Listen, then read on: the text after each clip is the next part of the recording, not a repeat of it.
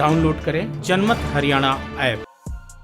भले ही प्रदेश का राजनीतिक माहौल शांत दिखाई दे रहा हो, लेकिन अंदर खाते कई तरह की राजनीतिक खिचड़ी पकाई जा रही है। पूर्व सीएम ओम प्रकाश चौटाला जो फरलों पर बाहर है, फिलहाल अपना वक्त तेजाखेड़ा स्थित फार्म हाउस में बिता रहे हैं, लेकिन वहां से भी वो राजनीतिक गोटियां फिट कर रहे हैं। इनेलो के फिर से पुराने दिन वापस लाने के लिए रणनीति पर लगातार काम कर रहे हैं। चौटाला इस वक्त दलित और जाट के कॉम्बिनेशन को साधने में जुटे हुए हैं। इसको लेकर चौटाला ने इनेलो प्रदेश अध्यक्ष नफे सिंह राठी को उन्होंने बकायदा पूर्व कांग्रेस अध्यक्ष अशोक तंवर के पास भेजा।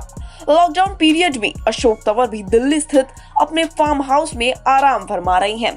राठी और तंवर के बीच दिल्ली में मुलाकात हुई। मुलाकात के दौरान राठी ने तंवर को इनेलो में आने का ऑफर दिया और इनेलो में पूरा सम्मान देने का आश्वासन भी दिया, पर अशोक तंवर ने चौटाला के ऑफर को फिर भी ठुकरा दिया। अशोक तंवर ने राठी से कहा कि वे अपना अलग क्षेत्रीय दल बनाएंगे और किसी दूसरी पार्टी में शामिल नहीं होंगे, जिस पर राठी ने भविष्य में तंवर की पार्टी और इनेलो के बीच गठबंधन करने की बात कही। इस पर तंवर ने कहा कि गठबंधन होगा या नहीं ये तो भविष्य के गर्भ में है, लेकिन अगले विधानसभा चुनाव के लिए अभी लंबा वक्त बाकी है। वैसे भी अशोक तंवर जिस बिरादरी से संबंध रखते हैं, उस समुदाय के मतदाताओं की संख्या प्रदेश में 10% है। चौटाला की नजर फिलहाल जाटव बिरादरी के उस वोट बैंक पर है। जाटव और जाट का ही कॉम्बिनेशन था, जिसके चलते कांग्रेस को पिछले साल हुए विधानसभा चुनाव में अच्छी सीटों पर जीत हासिल हुई थी। ओम प्रकाश चौटाला इस गठजोड़ के सहारे अपनी पार्टी इनेलो को फिर से जिंदा करने की कोशिश में जुटे हुए हैं। हरियाणा के सभी राजनीतिक पार्टियों का लिटमस टेस्ट बड़ौदा उपचुनाव में होगा, जो कि अक्टूबर या नवंबर के महीने तक हो जाएगा। बड़ौदा उपचुनाव से ये भी पता लग जाएगा कि कौन सा दल कितने पानी में है। इसको लेकर इनेलो सुप्रीमो कार्यकर्ताओं के साथ चंडीगढ़ में बैठक भी कर चुकी है। वैसे भी बड़ौदा विधानसभा क्षेत्र किसी वक्त इनेलो का गढ़ हुआ करता था। इनेलो को बुरी से बुरी स्थिति में वहां पर जीत मिलती थी। इनेलो ने 1977 से लेकर 2005 तक के हर विधानसभा चुनाव में जीत हासिल की थी। चौटाला की कोशिश भी यही है कि अपने पुराने गढ़ में फिर से इनेलो को मजबूत किया जाए। अगर बड़ौदा उपचुनाव से इनेलो अगर मजबूत होकर उभरती है, तो इससे इनेलो कार्यकर्ताओं का मनोबल तो बढ़ेगा ही और दूसरे सियासी दलों के साथ वो गठबंधन के लिए मोल भाव भी कर सकती हैं। भविष्य में अगर भाई चौटाला और अशोक तंवर साथ दिखाई देते हैं तो हैरानी नहीं होनी चाहिए। वैसे भी दोनों को इस वक्त एक दूसरे की जरूरत है।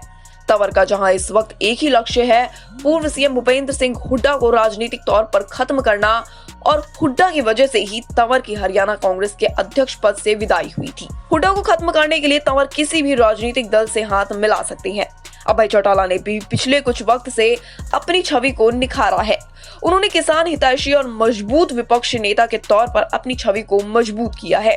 ऐसे में दोनों का गठबंधन प्रदेश की राजनीति में हलचल मचा सकता है। वैसे भी जेजेपी के बीजेपी के साथ जाने के बाद जाटों का एक खेमा दुष्यंत से नाराज बताया जा रहा है।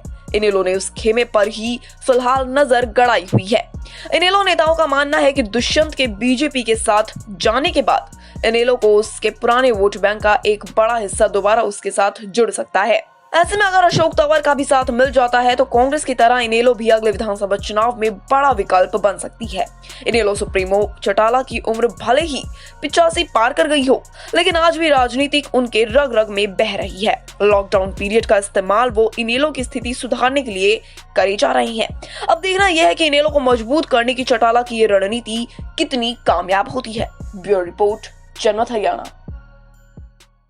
राजनीति के आगे, राजनीति के पीछे, हर हलचल को जानने के लिए हमारे YouTube चैनल जनमत हरियाणा को लाइक करें, सब्सक्राइब करें और अपडेट रहने के लिए बेल आइकन दबाना ना भूलें। देखते रहें जनमत हरियाणा, सच के अलावा कुछ भी नहीं।